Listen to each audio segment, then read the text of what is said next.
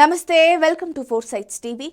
అనకాపల్లి జిల్లా నర్సీపట్నం ఆర్డీఓ కార్యాలయంలో డి పట్టా భూములకు పట్టాల పంపిణీ కార్యక్రమం చేపట్టారు. ఈ కార్యక్రమంలో నియోజకవర్గ ఎమ్మెల్యే పెట్ల ఉమాశంకర్ గణేష్, ఆర్డీఓ జయరాం పాల్గొన్నారు. ఈ సందర్భంగా ఎమ్మెల్యే గణేష్ మాట్లాడుతూ నర్సీపట్నం నియోజకవర్గంలోని కోలుకొండ, నాథవరం, నర్సీపట్నం రూరల్ మండలాల్లోని లబ్ధిదారులకు పట్టాలు అందజేశామని అన్నారు.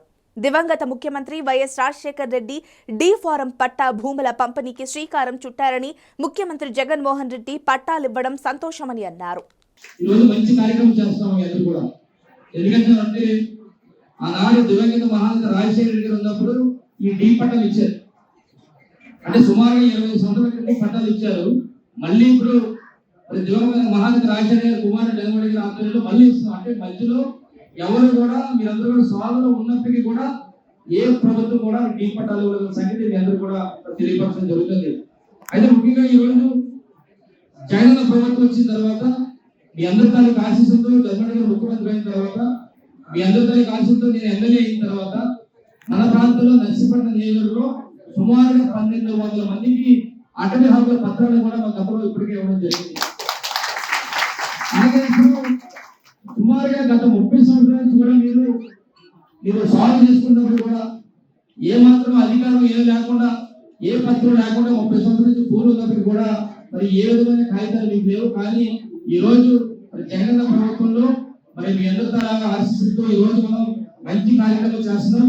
సుమారుగా నాదవరం మండలం, గొడవల మండలం, నర్సీపట్నం మండలానికి సంబంధించి ఈ డి పట్టాలు ఇప్పటికే ఎంపిక చేయడం జరిగింది. సుమారుగా 550 మంది కూడా ఇచ్చే కార్యక్రమం చేస్తాం.